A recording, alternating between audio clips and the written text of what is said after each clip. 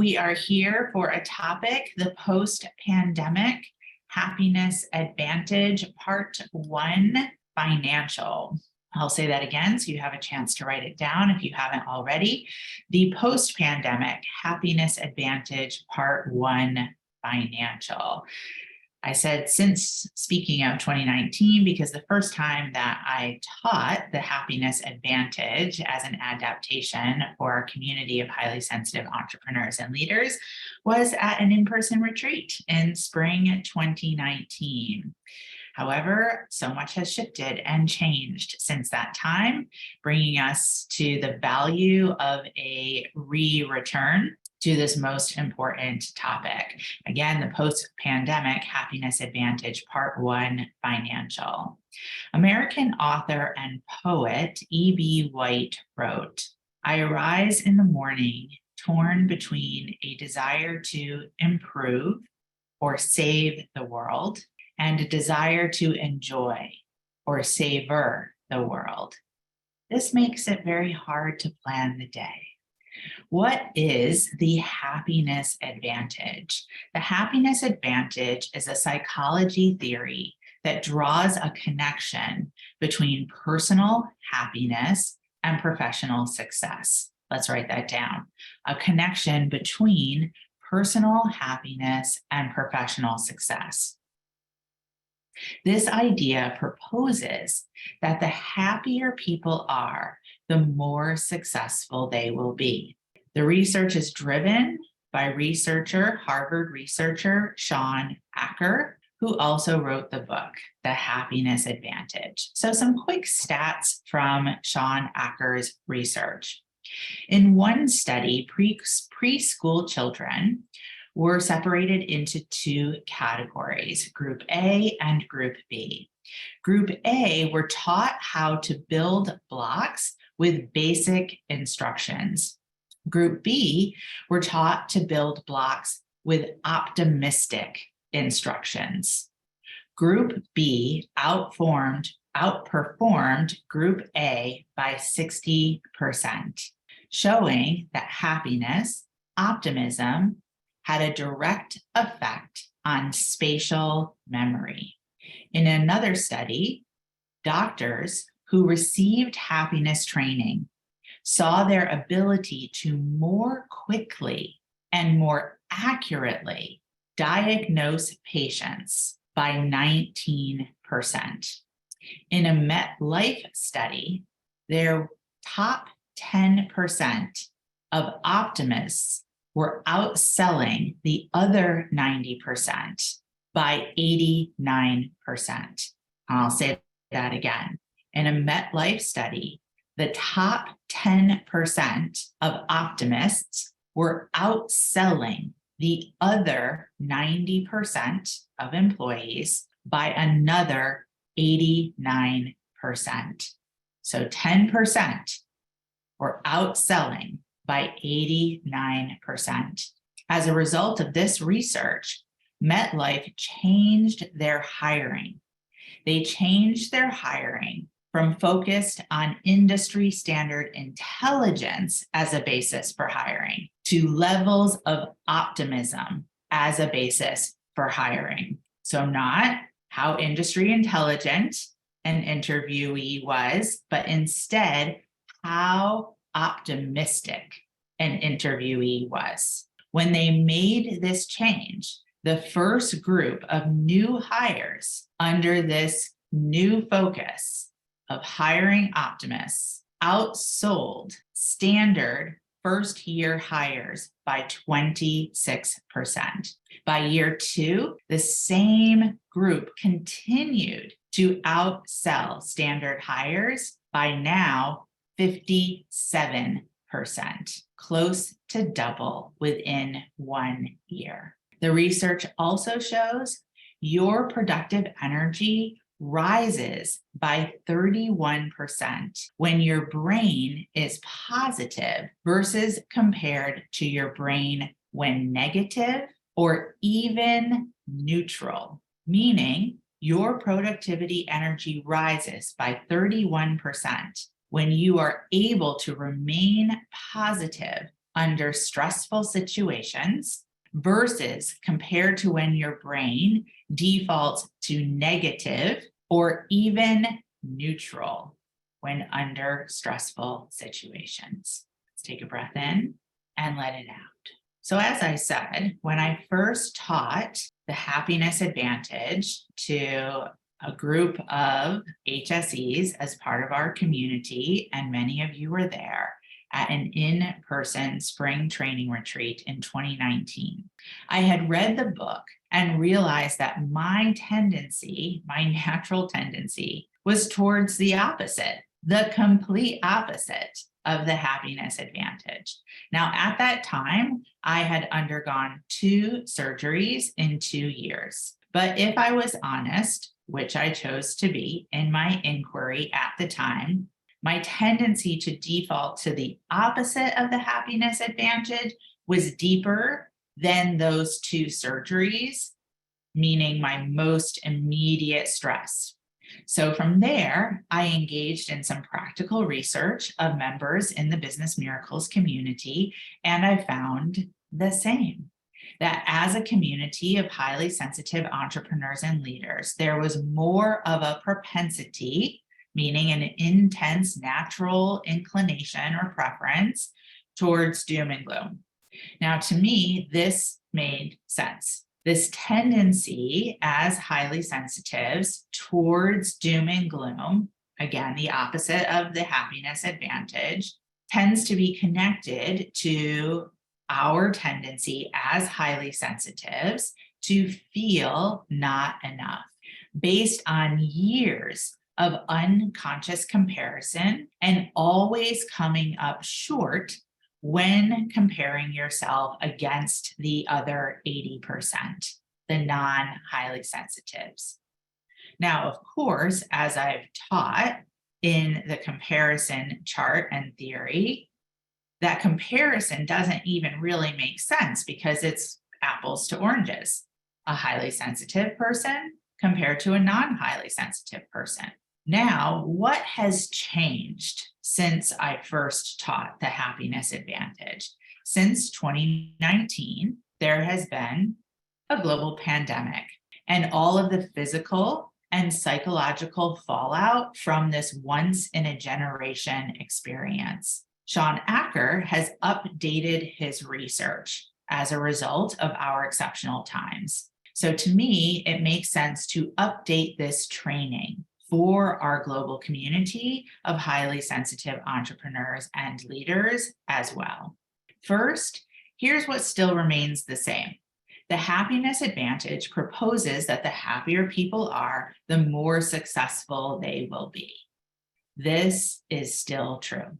The happiness advantage states that when people are happy, they perform to the best of their abilities and therefore are more successful. Rather than working hard to be happier, people need to be satisfied in the present to achieve their goals. This is still true.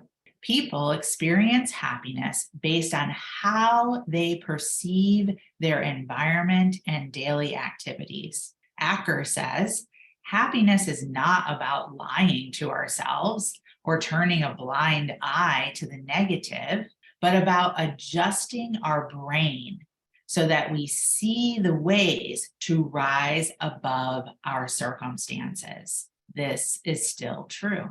And all 3 are connected to what I taught on last week's training roundtable, cultivating true worth to create true wealth. Here's what has changed: our environment. What we believed we could trust in or rely on pre-pandemic has shifted. So then, what needs to shift within us? Write that down. What needs to shift within us? Achor states we can dictate our happiness by recognizing roadblocks and identifying how to overcome them. Once the path to success is defined, it's much easier to provoke change. Once the path to success is defined, it becomes much easier to provoke change. So how do we do that? How do we define the path to success? The path to success for us as highly sensitive entrepreneurs and leaders is the shadow to strengths pathway. Please write that down. And team, please bring up the shadows to strength pathway handout. As we've been talking about in our last couple of weekly training roundtables, the TED triangle, short for the empowerment dynamic triangle, is that column that you see on the screen in front of you entitled Empowerment. Coach, challenger, and creator. Last week, we focused on each of these empowerment dynamics within the TED triangle. Today, this week, as part of our training roundtable, I specifically invite us to focus in on the challenger. The challenger as the way to access that path to success. The happiness advantage path to success. Looking at the entire pathway of the challenger, we start with the highly sensitive shadow of overprotection, to the drama triangle persecutor, to the empowerment triangle challenger, into the space of our highly sensitive strength of intuition. Now, a reminder from last week's training roundtable, the challenger is the positive alternative to the persecutor in relationship to others, in relationship to yourself. A challenger consciously builds others up. A challenger consciously builds themselves up, encouraging others, encouraging yourself to learn and grow despite difficult situations. Write that down. To learn and grow despite difficult situations. Challengers are catalysts for learning and are willing to stand for the vision, even when others do not. Rather than criticizing or blaming, as a persecutor will, a challenger inspires others to reach for the highest good of all involved. A challenger is willing to shake things up and go to the heart of the matter. Challengers are sometimes called truth tellers in service to outcomes, and challengers are the co-creators with whom they interact. So according to the happiness advantage, our challenges are our key to happiness. Let's write that down. Our challenges are our key to happiness. We can take the handout down.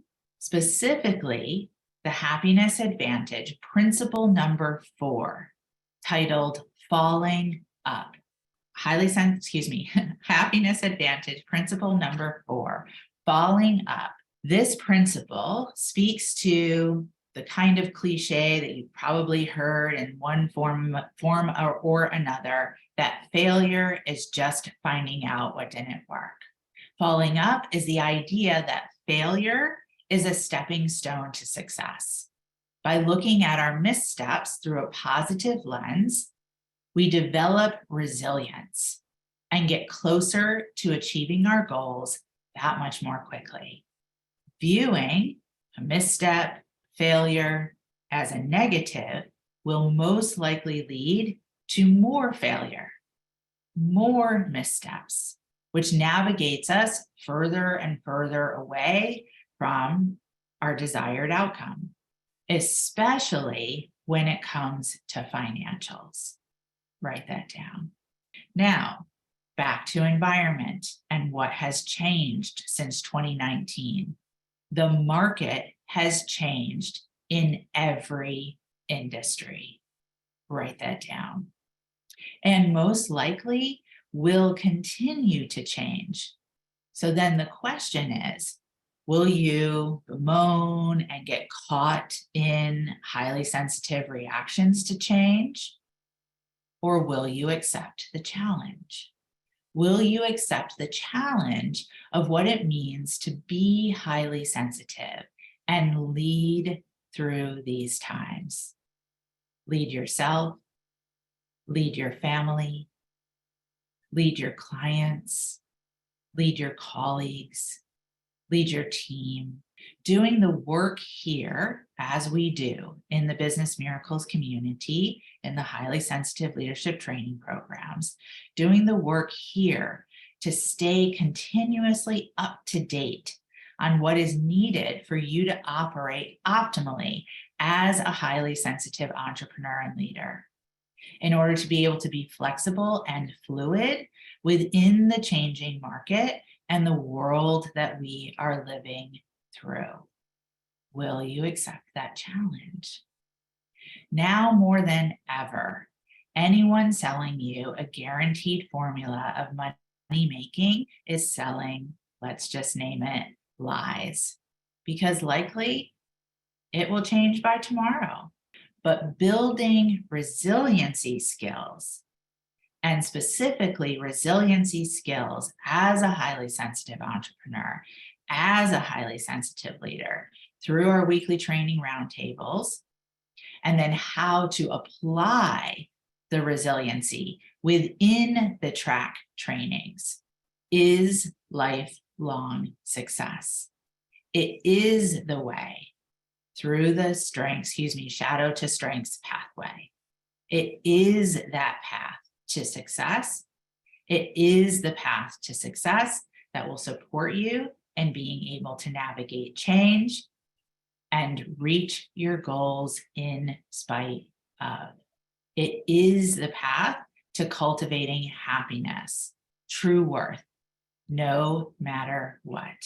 And it is the path to generate consistent wealth, no matter what. A specific how action to support you, gratitude. Write that down. The highly sensitives know, keep doing that. The happiness advantage research shows that just a small amount of gratitude expressed consistently and differently and specifically will move a person who scores in the lowest percentile of pessimism to the lowest percentile of optimism in just 21 days. I'm going to say that again. The happiness advantage research shows that just a small amount of gratitude expressed consistently and differently and specifically will move a person who scores in the lowest percentile of pessimism to the lowest percentile of optimism in just 21 days. And this research was done with men, and men in their 80s who were known as lifelong pessimists. And did I say men? So one of the ways that we teach, a tool that we teach in the Business Miracles community, in our highly sensitive leadership track curriculum, is the Business Miracles core practice of the 5 yays. Write that down. The Business Miracles core practice of the 5 yays. So here's where I want to talk just for a moment about HSL Plus member Shandy Lopes. So Shandy made a commitment to a daily practice of the 5 yays in 2022. And just synchronistically, I had also returned and recommitted to the practice. So we were doing it kind of side by side. What's really amazing is whether Shandy has made the direct connection to those 5 yays or not, what has occurred in her naturopathic practice in Hawaii through the last 12 to 18 months has been phenomenal. She has expanded her practice, meaning a literal, physical build out of her brick and mortar practice. And the construction of that build out happened in record time. So if anyone's ever been involved in any kind of construction project, just that right there is a miracle. She has increased her income, so much so that she's now invested in a forward thinking machine and process to bring an advocation of increased empowerment and health to the women of her small community on an island in Hawaii, the core practice of the 5 yays. So last little note here about this practice and the happiness advantage research about using gratitude as a daily practice for 21 days. Happiness advantage research showed it has to be consistent. That means every day. And it has to be different. That means that you are expressing gratitude for something different each day. So it's not the same 5 yays from day to day to day, but every day, each of those 5 yays is different. The research also showed specific. So feeling grateful for your family, gotta take it deeper and granular. What specifically are you grateful for about your family on that particular day? Maybe your child drew you a beautiful picture. That's the yay about your gratitude for your child that day. Consistent, different, and specific. This post-pandemic happiness advantage part 1 financial is a direct counteract to the need for drama and reactions to change. If you desire more wealth, more abundance in any or all areas, financial, relational, spiritual, you want to ask yourself, am I showing up as my best creator, challenger, coach? If not, how can I? And use the tools you have access to here, such as the 5 yays, to support you. If you want more money, are you persecuting yourself or others about money? How can you build yourself and others up instead? If you want more in your relationships, are you looking to be rescued? How can you hold yourself and others as resourceful and resilient? If you want more in your spiritual connection, are you blaming, shaming yourself or others? How can you flip the switch and choose a different response? Those of you working currently with an intuitive plan, the place to practice is in Q4. Highly sensitive abundance, financial, relational, and spiritual. How are you meant to be working with proven research to shift from our propensity as highly sensitives towards doom and gloom into a space of gratitude, optimism, and then therefore higher level of productivity and higher level of access to our strength of intuition to support you with all that you are here to create today, tomorrow, and as we continue through these exceptional times. Breath in and let it out. Awesome.